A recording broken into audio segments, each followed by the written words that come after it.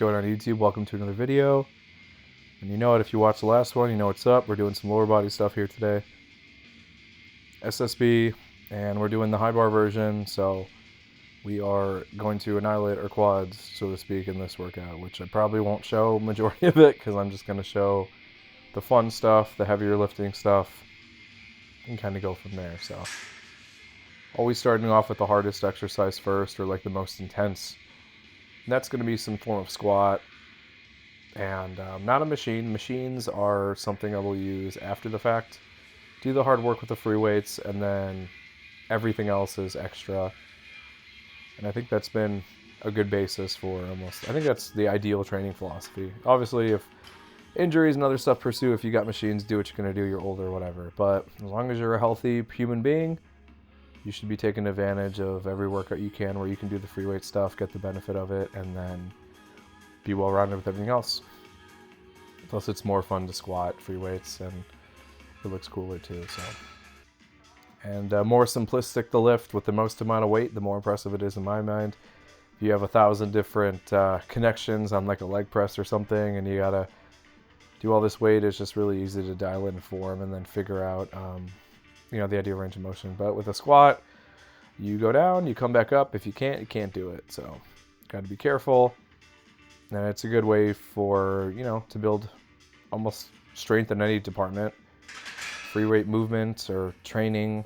Machines, you're not going to encounter many situations like that in real life. So why not be prepared, figure out some sort of form that works for you, and just do it. So just be well-rounded and kind of go from there. But definitely a lot more upright on these squats, mainly because of the heeled shoe.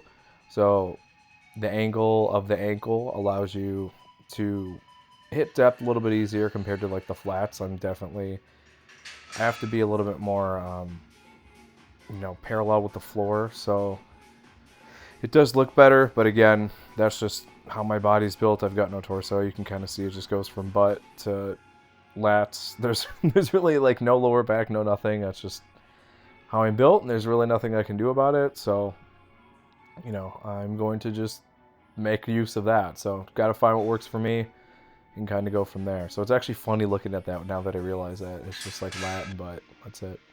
And you'll see it even more here when I'm deadlifting. Like, there's not much space for the belt.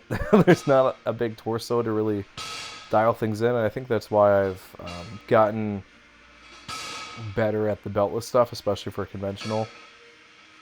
I think when you don't have the torso length to kind of be upright, you get stuck when you're locking out that deadlift. And I think that's the basis of most of my deadlift lockout issues. And there is a noticeable slowing. You can kind of see it here. And I think it's just when that belt is compressed and stomach on top, and then I'm trying to extend my upper body. I think that's where the speed bump gets hit. And then, with that belt, it's a 13 millimeter, I believe.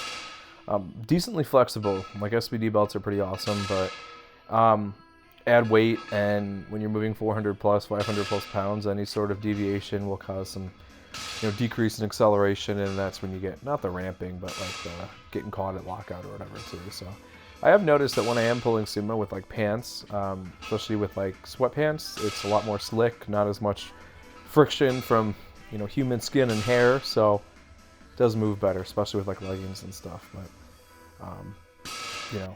I'd rather be well-rounded and just be able to do whatever. So leg curl here, right by the window. And hamstrings have never been an issue for me.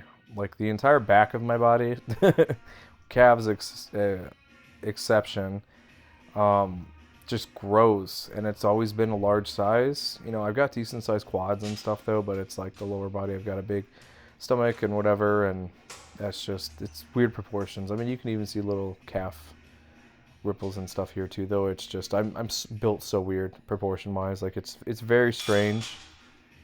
Muscle insertions are almost everything when it comes to like bodybuilding.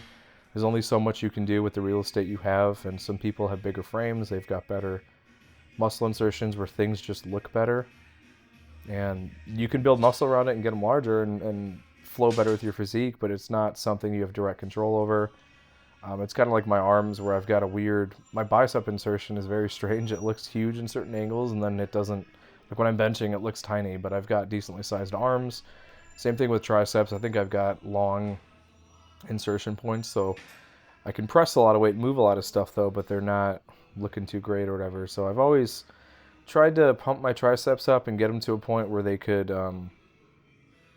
like look bigger compared to everything else, but it's just would require some extra help and obviously leading down and then bulking back up and going from there. So that's why I'm glad I do mainly the strength training. It's just a lot less subjective than the bodybuilding stuff because you're moving weight. You've got a standard, a baseline that you can surpass, and that's a good thing to have.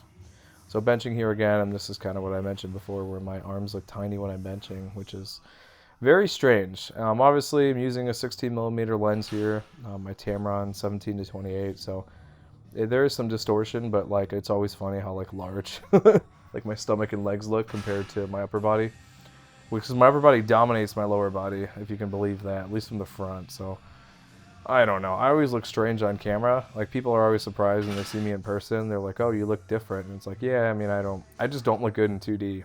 You know, when you're filming and you flatten everything out. I'm a very 3D person. So for me at least, that is like, I don't know. It's always just surprising. I've had people think that I'm taller than I am in real life or weigh a lot more, but I don't. I'm not very tall. I'm like, what, am I 5'9" or whatever? 5'9", like 240, so I'm a condensed human being, so in certain angles I'll look better and look bigger, like when I'm squatting and I'm wearing the belt and you see me from the back, you can see how big my lats and stuff are, but I've got no torso, so that stomach just looks weird in certain angles, especially when I'm laying down.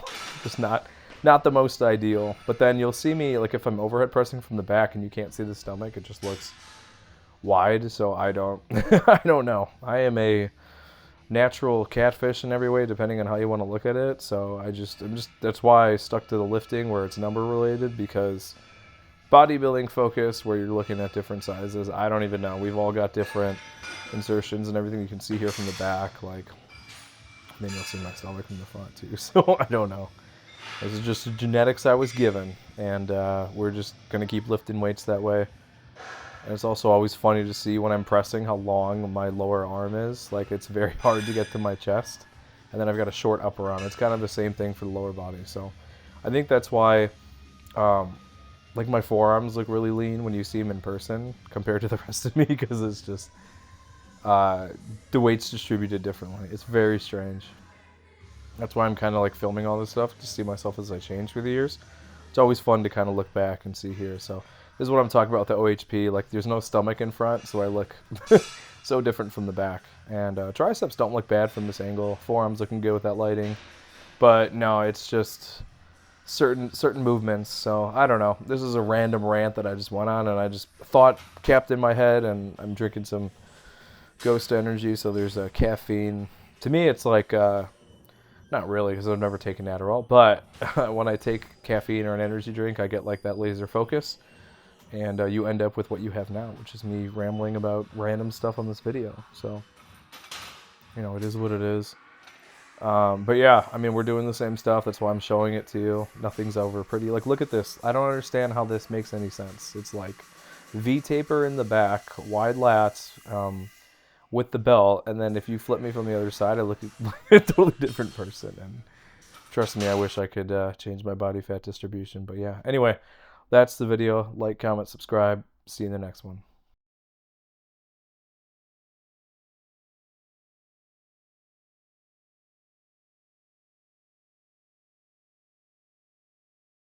Thanks for watching the latest video. If you want to help support the channel, I actually own my own wet shaving and grooming e-commerce website where everything's handmade by me. It's www.apexsoaps.com, and you can get a 10% off code using wet shaver. We've got some cool scents here. We've got some Coca-Cola scents, a horchata scent, traditional barbershop, just some really cool stuff. And you can purchase samples or you can buy the whole set. If you have any questions, feel free to reach out via email. Be quick to respond. Thanks for watching.